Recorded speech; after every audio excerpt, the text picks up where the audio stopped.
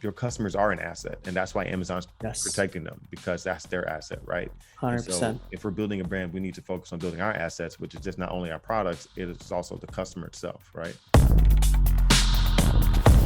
Welcome to the eComWhiz podcast, a podcast that helps Amazon sellers to dominate the marketplace. And I do mean dominate. Dominate. Each week, we deliver the best interviews with some of the top Amazon influencers in the industry. This is the eComWhiz podcast.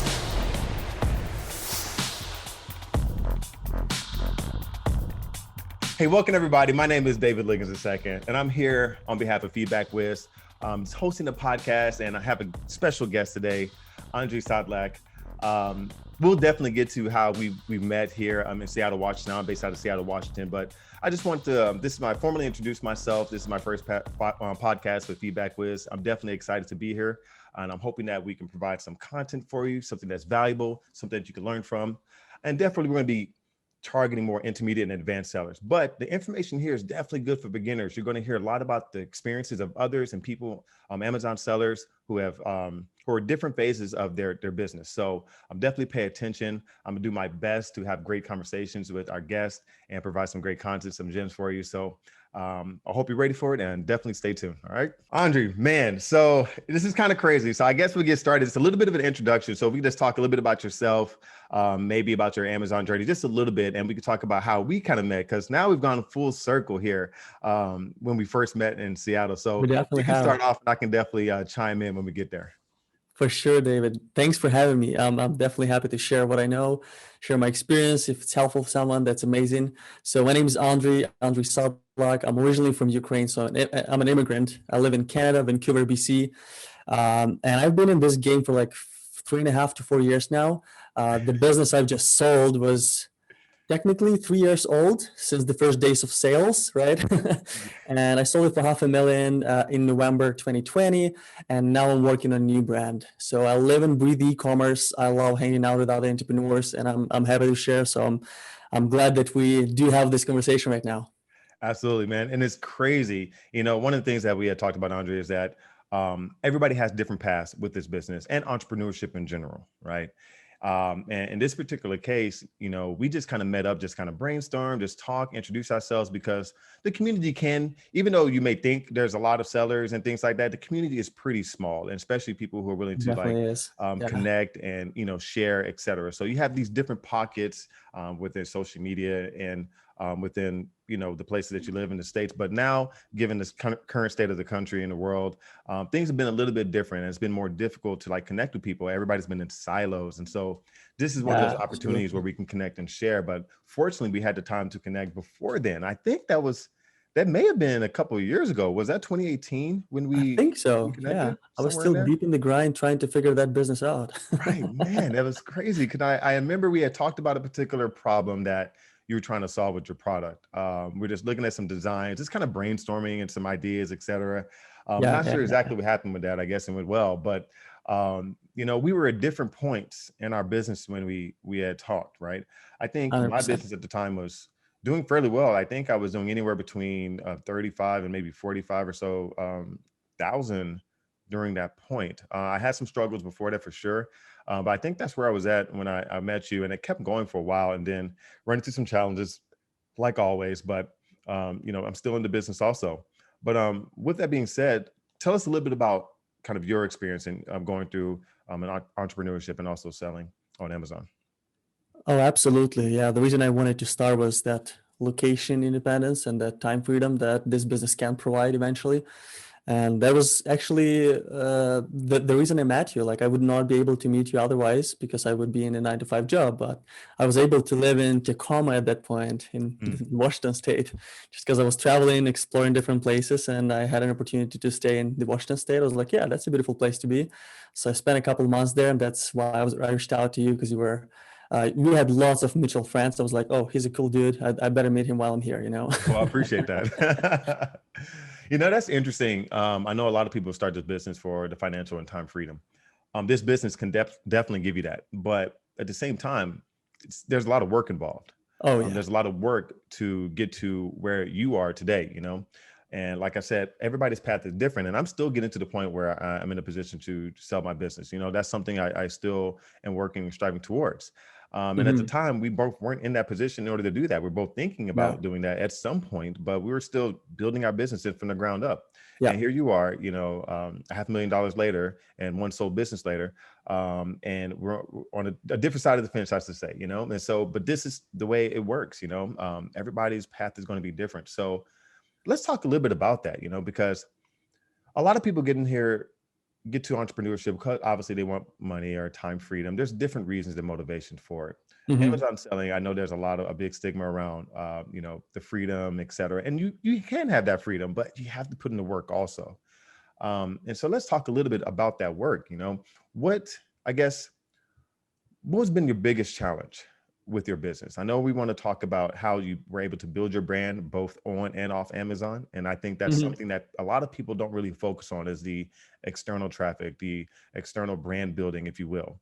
And also maybe we can get into what made you decide to think to sell, and then how you went about going about selling that, if you don't mind sharing. But if you don't mind, let's start off about some of the challenges that you've encountered through entrepreneurship and selling on Amazon. Absolutely, yeah. So I feel like what needs to be done is pretty straightforward. Like anyone who sells on Amazon or builds another kind of e-commerce store, they understand what needs to be done.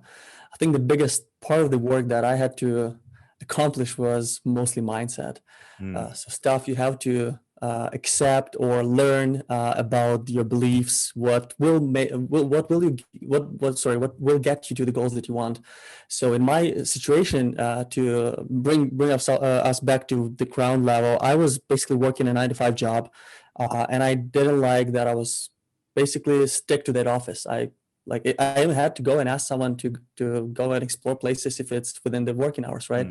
So to me, it was limiting, and I was like, okay, there must be a better way about building your career, right? Yeah. So I reached out to a few people who were already doing some kind of online businesses, and a person who was running a Facebook ads marketing agency connected me to someone who was already selling on Amazon. So to me, it was the first connection I had, also through Zoom. So he was living in Malaysia at the time, working from Mind Valley, and he basically told me, hey, yeah, this works. This is what you do. I'm real. It's actually happening. I'm like, okay, no, I believe you. So I was able to reach out to him from time to time with some questions, but I was super aggressive. I was like, okay, I'll make this work. Even if I lose everything I put into this, I'll give it a try, so I'll never regret, right? And at some point, I think it was like 6 months or so into selling. So after I launched the product, it was going okay. It was actually growing fairly well. I was very excited. I remember I crossed 20K in sales in a month in, I think it was 2018, early 2018. I celebrated with my wife, went to a Greek restaurant, which I didn't really go to restaurants before. You know, immigrant, I came with nothing. And I was like, okay, it's going somewhere. It's awesome. Even if I am at this level, but it becomes just stable, because that was just the first months of 20K months, then it's already good enough for me to look for like upgrading my lifestyle, changing something here, right? Maybe quitting the job. A couple months later, I started receiving 1 to star reviews like every day and lots of emails. And I was like, okay, there's something wrong. What's happening? And I quickly learned that my product, which is Scratch Off Map, does not work. People were saying, hey, I'm scratching this, but it's not scratching. There's something with it. I'm returning it, whatever. I don't like it. Horrible quality, whatever. And I was manufacturing that in Europe. It's still manufactured in Europe right now for the higher quality. So to me, it was like a big punch in the mouth. I was like, what happened? Like, how can this be true? And that was the newest inventory. Part of it just arrived by air just to be in stocks, which I paid extra for, obviously. And I know that the rest of it is still on the way. And in total, it was 5,000 units. So I'm like, if there's a problem in those 5,000 units, that's a big freaking problem. Absolutely. So what ended up happening, because the demand for the product was pretty strong, given summertime, but the amount of negative feedback I was receiving was just not acceptable. So I recalled all of the inventory from all of the Amazon warehouses. I was like, okay, it's a hard decision, but I need to figure something out. And we studied the problem in a 3PL warehouse in New York. They basically recorded some videos, did all kinds of testing to show me what's happening. And about 10 to 15% of those maps could not be scratched well. So you wouldn't scratch without damaging the product, which is a problem if it's a scratch-off map, right? And the biggest problem is 10 to 15% doesn't sound like too big of a deal. If you could sort them, set them apart, and send the rest of it back to the inventory, it would definitely be not ideal, but like it's not a big deal. But if you think about it, you can only determine if it's working or not when you use it, and when you use it, it's not usable anymore. Yeah. So in other words, 5,000 units went straight to garbage. And I'm out of stock for the next about 5 months. And those are tough business decisions, but yeah, continue. oh yeah. And at that time, I'm losing the job. They asked me to leave. And Wow, at that okay. time, I'm like, okay, I still have this mortgage. What do I do? Do I look for a different job? Do I focus on fixing this business, which at this point is non-existent right now? There's no inventory. I only had one product at the time, just the beginning of this journey. So I decided to go to the bank, take a line of credit, to order more inventory. In the meantime, we developed a proper quality inspection process because it was not done well before. And since it's manufactured in Ukraine, I had to find someone who was pretty much saying, hey, yeah, I think I can do this, not someone who's done it before. Because there's no infrastructure whatsoever. It's not like you can just call an inspection company in Ukraine. They don't manufacture stuff. But not as much as in China, Right. obviously, right? So that was quite a process. We developed a very rigorous inspection process, which kind of ensured nothing like that can ever happen in the future. So I borrowed money from the bank, I ordered more. So now I'm not just at zero, I'm negative ordering more inventory because I know Q4 is big for these products. And I was like, if I make it work, it better be in stock by at the latest early December. Yeah. You know? But I'm delivering food in the meantime to make ends meet and pay the mortgage, and also did some Airbnb. So my spare bedroom was rented all the time. And in summertime, it's quite a demand for that little town where we used to live in Kelowna. We'd rent out the entire town home, and we'd go to the mountains, explore, sleep in the car, sleep in a tent, and have somebody pay our mortgage in the meantime, you know? Yeah. So Airbnb helped a lot, delivering food helped a lot. Government support was another source of income that kind of kept me going. And then I have inventory back in stock. I'm selling that townhouse because I decided that I need to pay back that loan. It was way too stressful. So I paid back line of credit. I had enough cash to keep it going if I decide to continue that business, and I'm flying to Bali. And from then on, I was basically running the business online, and it worked out. Fingers crossed, but it did work out. So December already had like 50K a month in sales. So I was like sitting in Bali, sipping that coconut juice or whatever, thinking, hey, that was quite a year, man. Hey, Bali is a great time. Let me tell you, it's a wonderful time. Oh yeah, 100%. I love those places. So that's basically when I met you. It was about 8 months of traveling, Southeast Asia, Mexico, and the United States. So when I was in the United States exploring the national parks and stuff, I was living in Tacoma, and I reached out to you to meet because I think originally we met on the eCom Hub Summit in Vancouver. And then I think so. Maybe that was it. Yeah, with Tom actually. Yeah. We didn't really talk much there, but I was like, yeah, I know him, and he lives here. I need to meet, you know. Absolutely, I was excited to meet people here in Washington State. So it was awesome. And so, you know, this is really interesting. And so one of the things I want to point out is that you had a situation where you couldn't just recall the inventory, check it out, and send it back in for the things that were correct, right? In a lot of cases, in many cases, you can save a lot of your inventory by pretty much going one by one and figuring out which ones are right, which one's defective, and send it back in. Yeah. It's timely, it could be costly, but it's not as costly as losing your whole inventory. In this particular scenario, you've lost your inventory because the only way to check is to use it, And so that, when you talk about mindset, and I've definitely been there before, having to feel like you start over after investing thousands of dollars into the business, the product yourself, is challenging to overcome sometimes. It's like, oh man, here I go. I have to do this all over again. So you really have to believe in yourself, your data that you may have looked at, what you're trying to accomplish. You have to be very clear about those things to kind of continue on. And so I think that's really important when you talk about mindset of a seller, because you're going to go through challenges and you're going to go through tough ones like this. You could have easily said, you know what, this is not it for me, but you didn't do that. And so you saw the potential. Right. One thing I do want to pivot on is, how were you able to communicate with the people in your brand, right? So maybe at that point, you haven't really started building that brand externally or building your groups, et cetera, but how were you able to communicate like, oh, we kind of messed up here, that's okay.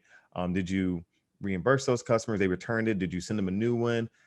was about communication, because we know Amazon is very strict on reaching out to customers, right? So having that asset, having your customers' information outside of Amazon is extremely important. It's growing more important day by day. It's been very important since I started Amazon, like 4.5 years ago to now, right? Even more so now. So tell me a little bit about that, your communication with your customers, how are you able to build that brand externally, et cetera? Yeah, David, I'm glad you're asking this, because I think that was the main thing that kept me going.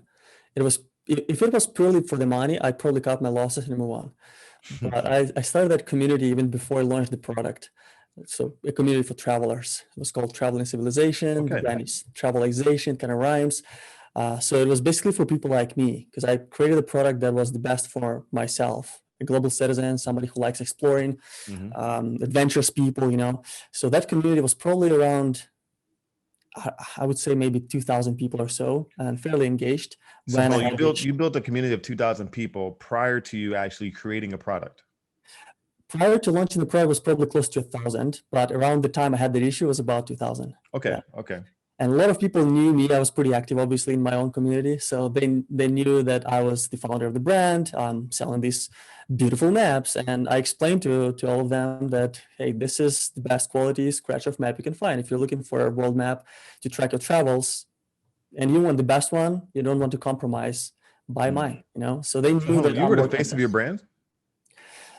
I wouldn't call it that way, probably, because I wasn't like recording videos or anything like that, not really being an influencer, but I would moderate the group. I would ask questions. I would invite people, So I would kind of manage the community without being too much of a spokesman, if it makes sense. But they knew me, right? So for me, it was basically, do I want to save these people from all of this Chinese competition that's not good quality product?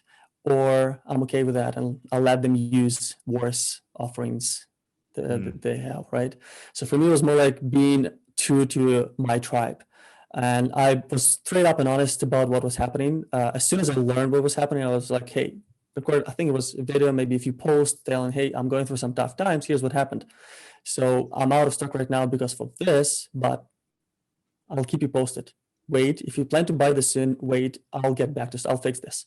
So people knew that I'm going through some tough times. And anyone who emailed me as well, which I think it was good that I built the brand as a proper brand from the get, because I made sure my stories all over the listings, my inserts included that this is a family business, here's who I am, here's the community, everything about it, right? So people knew that there's a human being behind it, it's not just a corporation. And if there's any issue, they knew that they could reach out. And that's why a lot of people did. So anyone who did email me, obviously I could email back, because anyone who just went through Amazon, left 1-star review, there's no way to reach out to them, right? So anyone who reached out to me got a full refund right away, no questions. And also like honest, sincere apologies and a promise to get back to them when we are back in stock and the issue is solved. Gotcha. And most of them, I'm sure, forgot about it. But by the time I was back in stock, I was like, okay, it's coming. I'll shoot an email saying, hey, we're almost there. So about a week, 2 before I was back in stock, people who emailed me, which was probably like close to 50 people, they got an email that, hey, we're on the way. We fixed the problem. We're on the way. So I did refund you, but I will also send you a free product as soon as we're back in stock. Got you. So that creates some momentum there too, right? And as soon as I was back in stock, I did reach out again. I basically let them get it for free. So yeah, I think that was super helpful to get back on my both feet in terms of ranking and everything else.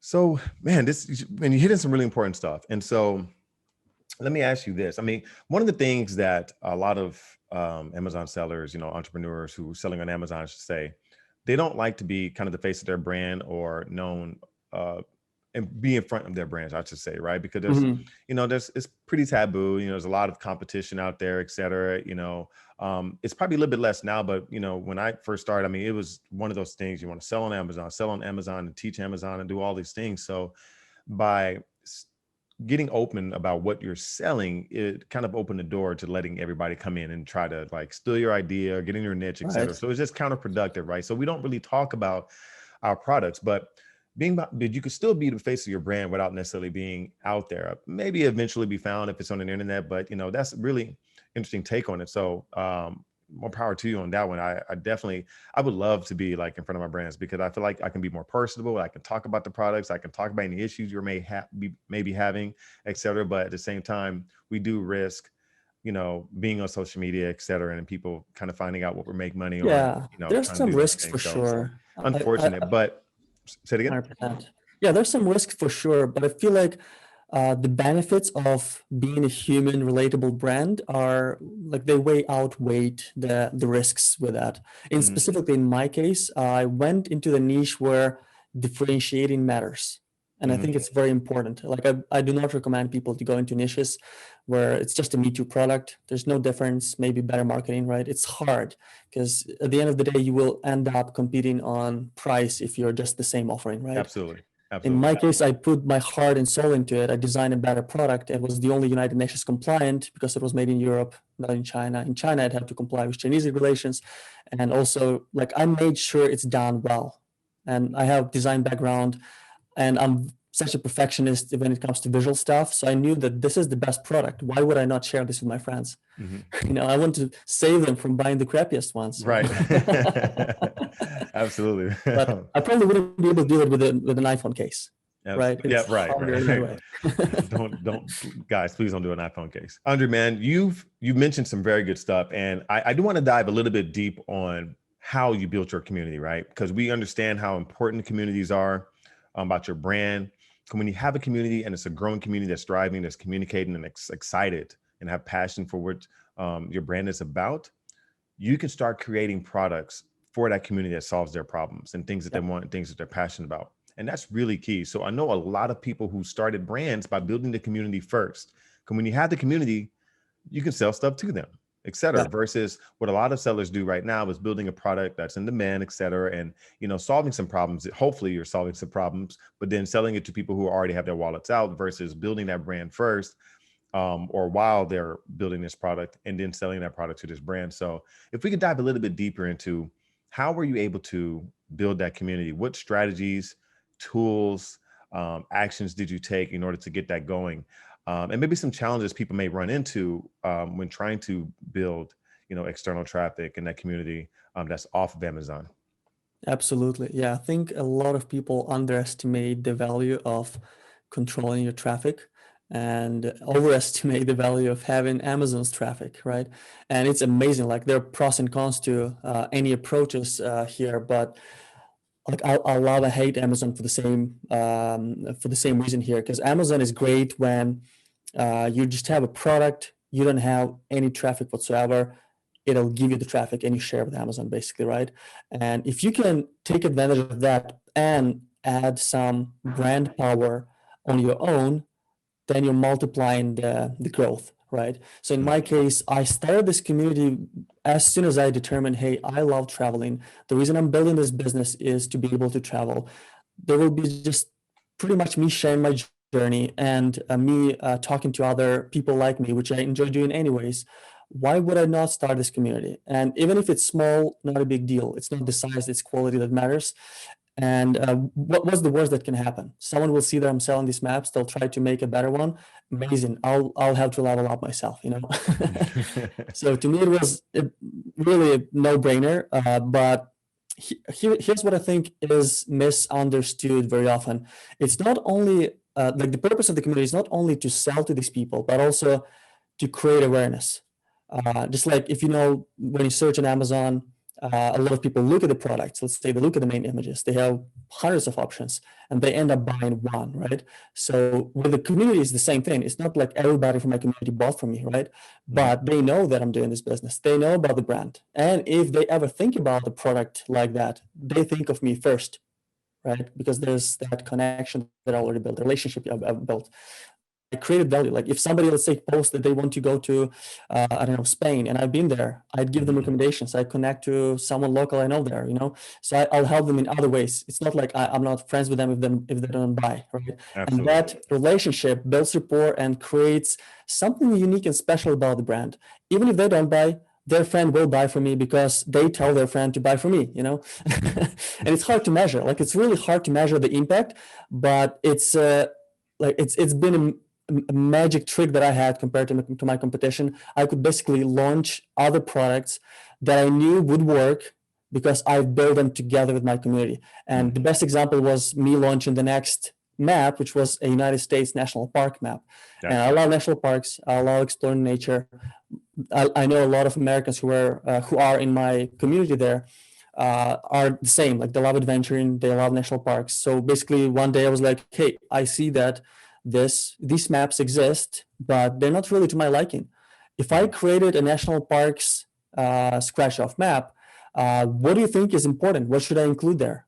Maybe flags of states, maybe landmarks, maybe a list of national parks on the side, maybe highest peaks, and everything I could think of, I kind of put in there and let people vote. And we had that open conversation for weeks. And then I hired a cartographer who was professional for that, and I'm myself quite a perfectionist in controlling the quality of the work. Right. So over the next few months, we developed pretty much the best scratch-off map of U.S. national parks ever. Okay. And that was done together with my community. And Nice. anyone who contributed knew that they contributed. I was very explicit, and I would thank everyone, and I would talk to them privately as well if they wanted, right? So when it went live, imagine the effect. When it goes live, you tell, hey, guys, we created this together. It's live now. I don't know how it's going to go, but if you want one, here's an extra incentive. Get 10% off if you buy by tomorrow, Gotcha. And you know what it does to Amazon ranking, right? A lot of organic traffic comes 100%. in, Absolutely. right? They search the right way. They do whatever you ask because you're friends. And it's like hundreds of people if you're friends. And even if it's just like 50, it's still going to make a great impact. And also, it's the best possible product because they helped to create it. It's the actual target audience that helped to create it, right? Absolutely. And then all of that content they created, when they buy a product as well, you use it for Amazon posts. You use it on Facebook if you decide to run ads. And you post to your group from time to time so they know it's happening. You see, it's like when you're part of the community and someone else just like you from that community talks about the product, it kind of makes you excited as well. You check it out. It's not like one person who's always selling their product to you. It's others that are excited about it. That makes a big effect. Gotcha. So the social herd attention that we create that way goes a long way. And they leave reviews, and they leave amazing reviews. And I don't necessarily even have to ask them all the time. They take pictures and videos of them scratching off that U.S. national park map. It goes to page one of the reviews, so it's a big snowball effect that most of my friends don't do, but none of my competition was doing, which was the most important thing. Absolutely.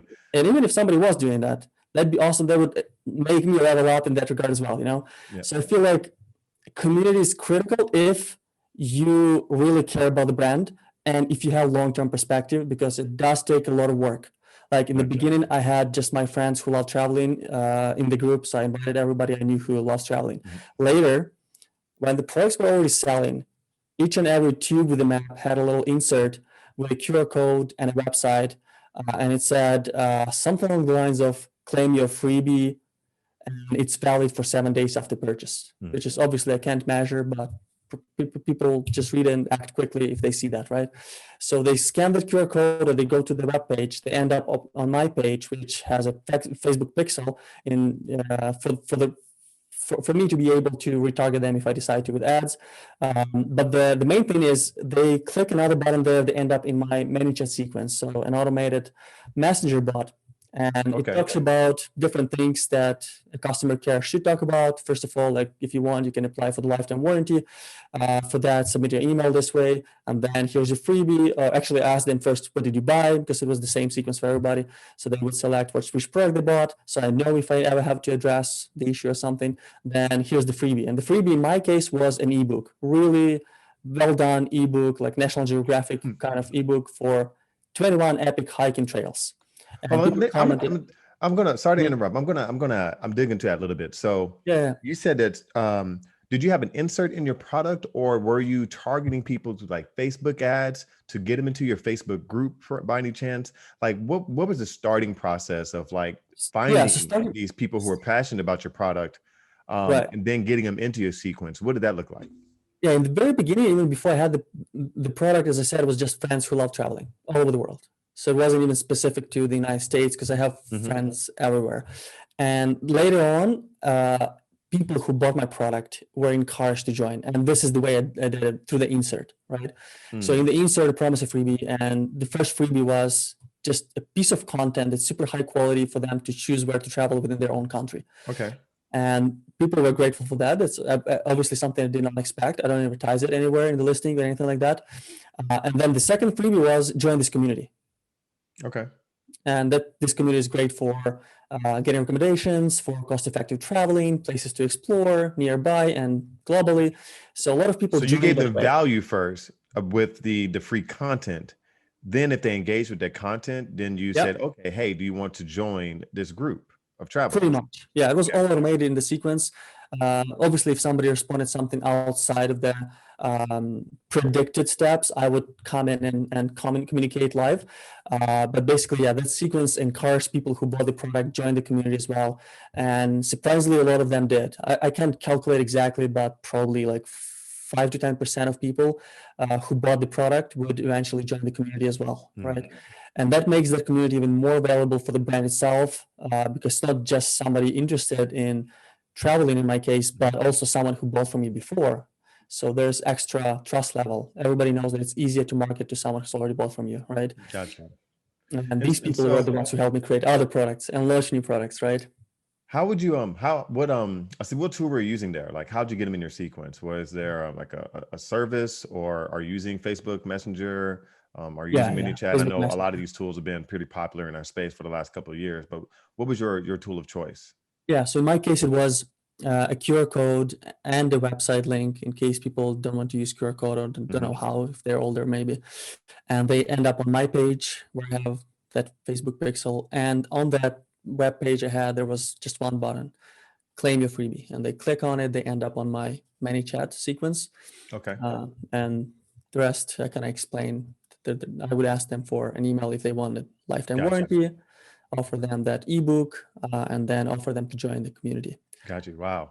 That's been pretty effective. I would say that one of the strategies that I've tried to employ here is I do have an insert in my product and kind of a warranty for my product, right?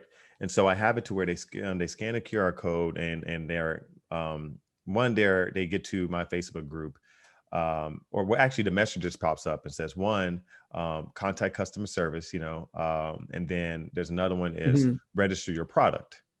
And so I'm taking one of these old school, steps of registering your product. Like a lot of the things that you buy, they have a registration card for your warranty and to validate, et cetera. That's how you build that asset of your community too, in certain scenarios, but has to be an incentive. Now, although I don't have the value add quite yet, I will have a value add to where I'm like, hey, claim XYZ prize for this, or maybe a discount for something that's complimentary that may or may not be something I sell or not, but have something that's value added to them first. And then again, hit them up like, hey, do you want to join our community? I think that's really cool. So they ended up getting I do all this through Facebook Messenger. ManyChat is what I'm using to get them there, using the QR code on ManyChat. Since Facebook Messengers have the Facebook code anymore, they got rid of that. They get into that sequence, and then I manage that sequence there. I think one thing that stands out with your approach is that you give them value first. Yeah. Like, hey, do this. For my product, it's a little bit tougher to do. So that's why I say with the register with the warranty and customer service, because I know there was a couple pain points that I want to make sure that I can solve very quickly. And I guide them through that, automated through the chat. But at the same time, for people who do like to engage and ask questions, you can start building a better conversation with them. When you register the product, I ask them for, their name, email address, et cetera, so I can start building that asset. And I'm actually very surprised, getting about 10 people out of 100 right now, roughly. So I think that's in line with what you were doing also. And that's going to be something that I can possibly leverage when I go to sell my company. And again, we'll talk a little bit about that in a moment, but I think people don't understand that. Your customers are an asset, and that's why Amazon's protecting them, because that's their asset, right? 100%. So if we're building a brand, we need to focus on building our assets, which is just not only our products, it is also the customer itself, right? Yeah. Anyway, sorry to interrupt there, but that's wanted to give you a little bit of break because you've definitely been talking. But that's I've been trying to employ that, and it's once it's set up, like it's the work, you do the work up front, and once it's set up, it just runs. It runs when people engage with it. It runs and it keeps going, and that's what I like about it. So it takes a little bit of work up front, but once it's going, just like building a detail page, it's going. So and it's obviously it takes a lot of split testing. It's not like, hey, this is what you do. It's not what you do as much as how you do it, right? Everybody knows that Facebook Messenger can be automated, right? Right. But it's how you do it. Like in my case, I knew that my customers in my specific niche, they like stories. They like adventurous people. They like buying from other people like them versus a generic brand that doesn't even sound well because it's made by a person who doesn't speak English, right? Mm-hmm. So I first thing they saw in that messenger flow, for example, was my face. And I was like, hey, my name's Andri. I'm the founder of this brand. Thank you so much for choosing the product. So they know, oh, there's a human being. Oh, that's the guy I bought it from. Interesting. Let me see what else he has to say, Absolutely. So I think there's a lot of that human curiosity that you can implement in most brands. Like even if you sell something very simple, I don't know, iPhone case is definitely not the best example, but a lot of stuff can benefit from human element added to it. Yeah, 100%. Absolutely. Absolutely. Andri, I really appreciate the information you shared as far as like how people, the steps you've taken to build your brand and the importance of that. And I really want people to understand from this particular episode that it's really important that you focus on building that traffic and building that brand awareness and ownership. And I know a lot of sellers do talk about it, but there's very few who are really doing it and doing it well. And so, but there are quite a few that are doing it, and they end up selling their brands, et cetera. And so, from my understanding, that will help you when you're negotiating the value of your brand, when you're going through valuations, et cetera. So if you could just talk a little bit about why did you decide to sell? Like why this time? Why were you ready to do that, et cetera? And maybe a little bit about that process going through like selling and evaluation, et cetera, if you don't mind. 100%. Yeah. Originally, when I started this brand, I didn't plan to build it to sell, but I knew that it's possible. I was following some people who talk about it, and I was like, okay, that's a good option. It's nice to have that option.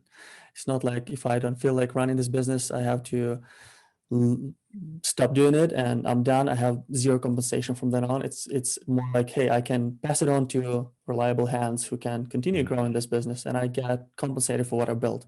I like that idea, but I only started really seriously considering selling in early 2020. I kind of thought about it and I was like, it's not really there. I'm not going to get much for it. And then, 2020 was quite a roller coaster. In March, specifically for my niche, at least, sales dropped like crazy. And I was like, okay, no one's traveling anymore. I'm done. What do I do? If somebody wants to buy this asset, I'm happy to pass it on. At some point, I felt a little desperate because I put all, how cash intensive this is. Yeah. Everything I had was in this business. And I'm probably sometimes my perfectionism also works against me. I just don't want to do stuff half-ass. So I was doing it's the best quality product. It's the best customer service. It's like I spent a lot of time growing that community because it does take a lot of efforts. And then you're like, oh, my daily sales dropped to 1/10 of what it used to be. Oh, Is really? it worth it? So by the end of March, I was in a position of, hey, maybe I can sell it and whatever I get from it, it's already good. Mm-hmm. But as soon as I started talking to brokers about selling the business, what they think it would be worth and how much they could sell it for, I could see an uptick. Like April was already much better. And April was actually better than April in 2019. And then May was better than April. And then June was better than May. And it kept growing. I was like, okay, there's a good trend there. So so in 2020, when people aren't traveling, they're still buying your product. Yeah. More than ever. That's very surprising. And that's a blessing for sure. Yeah. Well, the reason they were still buying it is still a home decor item, right? Yeah. And I think a lot of people were missing the traveling part of things, right? That they missed their adventures and they were planning to travel more as soon as they could. So they kept buying this as a reminder of their memories they had, right? And to plan some new adventures. And pretty much everybody I talk to loves traveling. So it's hard to forget that we can, right? And I think that's part of the reason. And the other big part of the reason I think was anyone, including my grandma, started buying online, and Amazon is the place to go if you look for anything, pretty much, right? So a lot more traffic ended up on Amazon, and a lot of new customers ended up looking at my listings. And since I was positioned as the winner, a lot of reviews, extremely high ranking, super well branded images, everything, right? A lot of them were choosing to buy the best. And that's how I explain it, at least. I don't have any data proving that, but that's kind of the mood I kind of caught in the group that I was managing, right? Yeah. So every month was getting better. I was like, okay, it's going well. Yet I already kind of committed to exiting. I already started thinking about new stuff. Us entrepreneurs, we easily get bored. And I started brainstorming about new brand ideas, what else I could do in my life, or how I can use this experience I have and go into something that has higher scale potential, basically. So I fell in love with the idea of exiting, and every month I could see that my valuation would go up because they look at the trailing 12 months, right? That's a good position to be in. Oh, exactly. Yeah. So I decided to pull the trigger. I had a little bit of experience of selling with one broker that I didn't end up selling with. I feel like their process not perfect for what I was looking for. So Okay. my offers were not very good. And then I switched to a different broker. I liked their process, was pretty automated. And I got better offers there right away. Within like the first week, I think I had like 10 calls scheduled. So there was definitely a lot of interest. And that's I think that's October last year. So Can you share brokers, or are you under NDA or something with that? Yeah, the broker I used was Empire Flippers. Okay, that was the first one, or the one that ended up being That was good? the one I sold it with. Oh, I really? don't want to mention So the other who did one. you start off initially with that you didn't really like? I don't think I should mention the name. They're also Okay. great people. They helped me a lot. I feel like their process wasn't beneficial for my specific brand. Okay, fair enough. Yeah. So you had a first broker, didn't really like the process and what they were doing. Yeah, Ended up going the to offers Empire weren't there. Flippers. I think Empire Flippers is pretty well known in the space about selling e-commerce brands, and especially Amazon brands also. Yeah. Okay, got you. Yeah, and I'm still in touch with them. I love these guys, and if anybody wants an intro to someone who helped me sell my business, I'm happy to do so. But long story short, the offers that came in were good enough for me to pull the trigger. So I ended up in a bidding war, actually. So there was somebody who offered a little more. The original person couldn't bid more than they originally bid. So I ended up selling it to someone who's around my age, private sale. So not a venture capital group or anything like that. Okay. They had their in-laws co-invest, amazing people. I felt like, okay, the community is in good hands. They will take care of this. They plan to scale. It's not just going to be used as a cash cow, right? And that was important to me also because I built that brand as my baby, right? Nice. So I passed it on to good hands. And as soon as I did that, I kept looking what's happening. Like they would be able to reach out to me from time to time as well. So I helped them learn the process. They never sold on Amazon before. And November, December were already the best November, Decembers ever in the brand after I sold the business. Wow. Okay. So that was That's interesting. awesome. That is awesome. So that's good. So we're definitely going to have wrap this up, but at the end of this, how does it feel? How does it feel that you were able to build a brand, you're selling it, you got that deposit in the bank account? I know it has to feel great, but tell me in your words, like, how does it feel for you? I had mixed feelings at different times. In the beginning, I was excited. I was like, okay, I'm selling. This is great. It kind of means that I know something as an entrepreneur, right? But then as soon as I received the money, I looked at the money and I was like, what do I do with this? It's not even a lot. I think there's a lot of people who can figure out what to do with that, but no, I know it's, you know, it's interesting. I'm not in a position yet that I've sold my business, you know, and hopefully I will be. For sure. You hit on an interesting point is that I'm going to feel excited. I'm probably going to celebrate, do all that good stuff. But at the same time, it's like, I've been busting butt for the last 3.5, 4 years. What am I going to do now?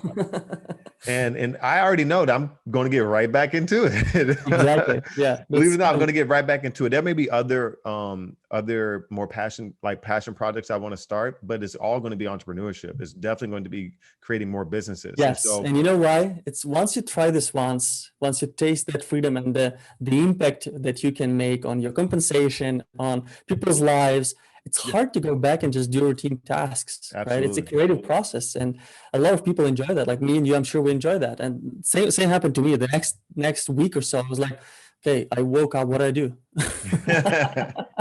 Absolutely. Emails. I don't have to check what's happening with my inventory.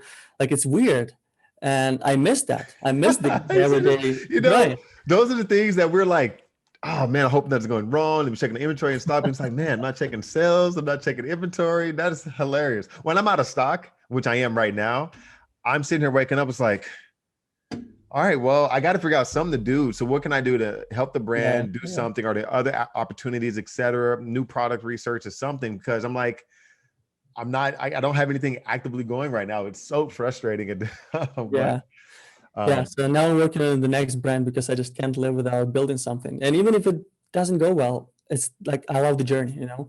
Absolutely. And you never know, you're never guaranteed. Like I sold a business, obviously I'll do my best and I'm not going to give up if I believe in it, but there's no guarantee that it's going to go much better. Mm-hmm.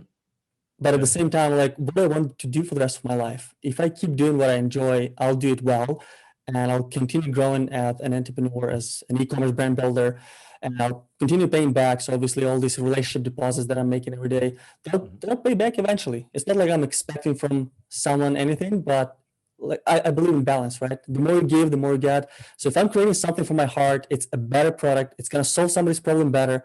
Eventually, it will lead me to the right direction. It will work out. Absolutely. So 100%. yeah, I'm excited for this new projects. And for me, the sale was more like a proof of concept. I was like, okay, it works. It works. There's value to Let's what I do it built. again. Yeah, absolutely, man. Andri, man, I really appreciate your time. Thank you for a wonderful conversation. I thank heard you, a man. little bit more detail than I've heard before, man. We haven't had a chance to connect. So I'll definitely be connecting with you so we can just catch up. I know it's been quite a Absolutely, while. I know we anytime. chatted here and there, but we really haven't just sat down and just had a nice conversation, man. We'd love to do that. Unfortunately, I can't go to Vancouver because I would love to. Oh my gosh, I would love to, man. I just kind of get out of Seattle for a little bit. But anyways, man, so how would people reach you? If they want to reach out to you, maybe connect with you, et cetera, how can they do that? What are your socials or a group that they can find you in? Yeah, they can find me everywhere. I'm pretty active on all of the platforms. So Andri Sadlak. And if they want just to see what I'm up to, what I'm working on, it's andrisadlak.com. So ANDRISADLAK.com. And I'm actually working on an e-commerce mastermind, basically what worked for me. I want to scale it a little bit just to help others build brands. And yeah, no real goals to make this my next thing because I really love building the actual brands, but this will be more Absolutely. like paying back to the community. Absolutely, man. Well, definitely, I appreciate your time, man. I'm going to wrap it up, guys. This has been an amazing first podcast for me, first episode. I'm looking forward to doing much more. Again, FeedbackWhiz, thank you for having me here. I really do appreciate it. If anybody wants to check me out, you can look at my YouTube channel, very modest YouTube channel at David Liggins II. That's Liggins II. You can find me there. I've had some content there, etc. Yes, But yeah, I really I'm appreciate your subscribed. time, Andri, man. It's been great speaking with you. And hopefully Likewise. we can connect pretty soon. Maybe do this again, but Absolutely. appreciate your Yeah. time, man. Subscribe everybody to David's YouTube. I'm sure I'm subscribed. I'm there as well. Let's stay connected. It's a small world. Let's help each other. Absolutely. Definitely a small world, man. I appreciate your time, man. I'll definitely talk to you later. Please subscribe to our YouTube channel, and for more information, please visit feedbackwhiz.com.